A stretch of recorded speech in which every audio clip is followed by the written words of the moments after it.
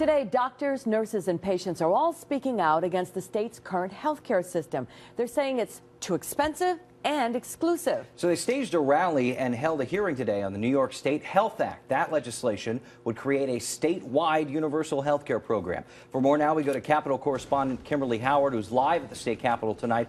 Kimberly, how does this act differ from Obamacare, the Affordable Care Act?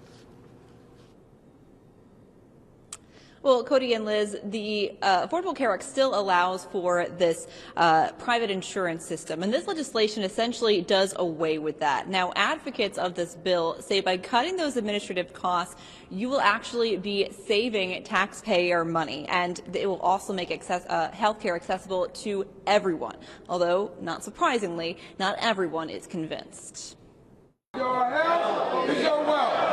Doctors, nurses, patients, and lawmakers calling for a complete overhaul of the state's healthcare system. The New York Health Act would replace insurance companies and all the premiums, deductibles, and copays that go with them. Health insurance companies in New York State would find something else to do. Taxpayers would ultimately foot the bill if the state-run system was put in place, but advocates say people would actually save money because there would no longer be overhead or administrative costs. The system would also give everyone access to the doctor and medicine they need. This will even out the playing field because everyone needs health care. It would be funded, as it should be, by broad-based assessments that are based on ability to pay. One assemblyman argued that those assessments could translate to businesses shouldering a lot of the cost. Are you concerned of it getting the support?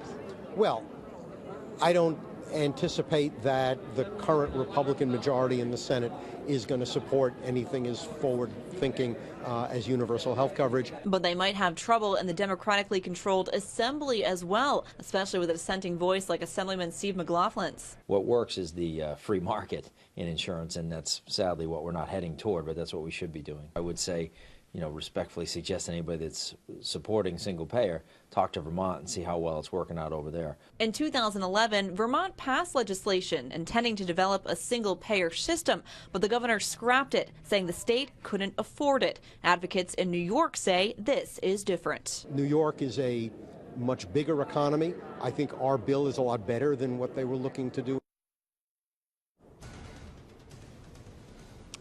Gottfried, who introduced this bill, who's sponsoring this bill, says it could be weeks before it's officially introduced here on the Assembly floor. And then, of course, he points to the long battle in the Senate and then eventually to the governor's desk.